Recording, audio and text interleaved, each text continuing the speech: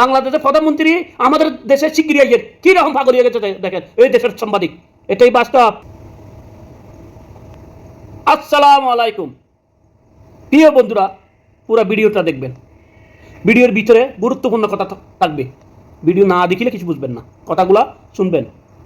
বিবি নূর, বিকাশ নূর, ইলিয়াস আলী লুঙ্গি খুলে দিছে, সব কিছু তুলে দিচ্ছে, তার পুরাণ ঘটনা। এগুলো সব সত্যি।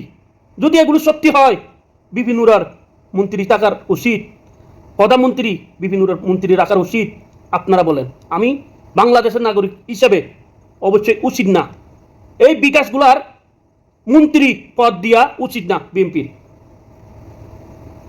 আবার দেখেন, বাংলাদেশে প্রধানমন্ত্রীকে ওই আমাদের পাশে রাষ্ট্রে নিবার জন্য পাগলিয়ে গেছে। এখানে কিছু লুকিয়ে আছে, কথাগুলো শুনেন।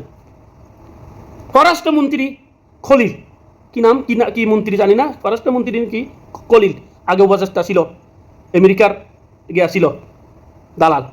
এটা পররাষ্ট্রমন্ত্রী কি বানাইছে, ওই আমাদের পাশে রাষ্ট্রের সাথে একটা চুক্তি করছে।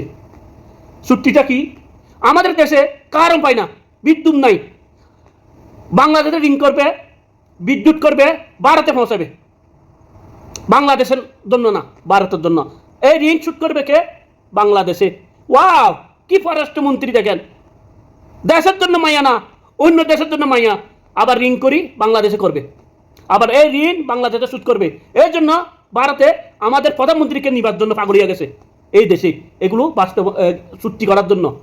উচিত এই দেশে যাবার উচিত, যেখানে আমাদের স্বার্থ নাই এখানে যাবার উচিত আমাদের প্রধানমন্ত্রী। তো আমাদের যেখানে স্বার্থ আমাদের দেশের এখানে যাবার উচিত অবশ্যই। ওইখানে খেয়াল রাখার উচিত সরকারের। তো সত্যি আছে সরকারের, সৌদি আরবে আমাদের স্বার্থ আছে, তুর্কির সাথে আমাদের স্বার্থ আছে, পাকিস্তানের সাথে অবশ্যই স্বার্থ আছে। এখানে আমাদের কি যুদ্ধ হইবার দরকার, এখানে প্রকাশ দিবার দরকার ভারতকে না। আর চায়নার দিকে আমাদের স্বার্থ থাকলে অবশ্যই চায়নার দিকে আমাদের গুরুত্ব দিবার উচিত।